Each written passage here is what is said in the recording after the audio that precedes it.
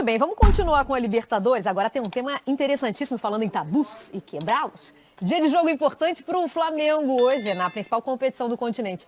O time vai enfrentar o Olímpia em Assunção pelas quartas de final e vai precisar de um Gabigol um pouquinho mais tranquilo em campo. Daí uma cena que a torcida do Flamengo tá cansada de ver. Gabriel está expulso com 9 minutos do primeiro tempo. O Gabigol é o jogador que levou mais cartões vermelhos de todos que passaram pelo clube desde janeiro de 2019, quando ele foi contratado. Já foram 6 expulsões, 5 por indisciplina. Eu acho que vai precisar que esse amadurecimento venha e aconteça o mais rápido possível para que ele não se prejudique e principalmente não prejudique o clube. No último domingo, contra o Internacional pelo Brasileirão, o Gabriel foi embora mais cedo por ironizar a arbitragem. E não foi a primeira vez. No fim de 2019, aconteceu a mesma coisa contra o Grêmio. Cartão amarelo. Aí aplaudiu. Segundo amarelo e o cartão vermelho. Na temporada 2020, Gabigol deu sinais de melhora na parte disciplinar. Chegou a jogar 18 rodadas do Brasileirão pendurado, com 2 cartões amarelos. Só recebeu o terceiro na última partida contra o São Paulo. Na atual edição, estava zerado em 3 jogos, até a goleada para o Inter. Talvez o Renato possa ser a pessoa ideal exatamente para tentar ajudar o Gabriel nesse momento, né? Até porque o Renato, durante a sua carreira como jogador, passou por alguns momentos, né, de instabilidade como está vivendo o Gabriel em relação ao comportamento. Hoje à noite, o Flamengo enfrenta o Olímpia do Paraguai na primeira partida das quartas de final da Libertadores em Assunção.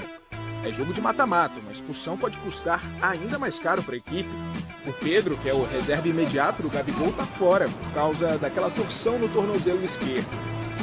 O time titular deve ser esse. Na zaga, Léo Pereira no lugar do Rodrigo Caio, que continua fazendo o trabalho de fortalecimento muscular. Ataque, Gabigol vai começar jogando mais uma vez. Até discordo um pouco do nosso maestro Júnior, né? Que o Renato seja a pessoa ideal para resolver esse problema. Eu acho que o Renato também passa um pouco, pelo menos assim, não sei se internamente isso acontece. Aí eu gostaria que não acontecesse, mas para nós, para o torcedor, fica a impressão de que o Renato procura um culpado que não seja o Gabriel. Nessa expulsão mesmo, acho que é uma expulsão muito óbvia. O jogador chuta a bola para longe e recebe cartão amarelo.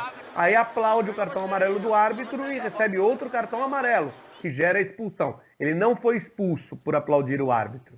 Ele recebeu o cartão amarelo, só que ele já tinha acabado de tomar. Exatamente como aconteceu contra o Grêmio. Contra o Bahia foi pior. Ele xingou o árbitro. Então, assim, não é possível que ninguém sente para falar, para conversar com ele. A gente tem que acreditar que alguém vai sentar, até porque vai prejudicar a carreira dele. Eu tenho certeza de que ele não é titular da seleção brasileira por conta do comportamento. A gente sabe muito bem como é o pensamento do Tite em relação a esse tipo de situação. Então isso vai prejudicar o Gabriel e prejudica a seleção brasileira, porque para mim ele é o melhor atacante que a gente tem, é o melhor da posição, sem dúvida. Acho que temos outros tão bons quanto, mas que podem jogar com ele. Ele, para mim, poderia ser titular da seleção, mas o comportamento atrapalha. A gente sabe que influencia muito, né? O comportamento influencia, sim, numa possível convocação. Lepre, agora vamos para o tabu. O Flamengo nunca ganhou no Paraguai pela Libertadores. A gente vinha falando do Olímpia, que também vem de uma derrota, né? Mas de um clássico. Derrota em um clássico, como você destacou aqui. Mas o Flamengo nunca venceu no Paraguai pela Libertadores. O que é que pode, dessa vez, ser diferente para o Flamengo quebrar esse tabu?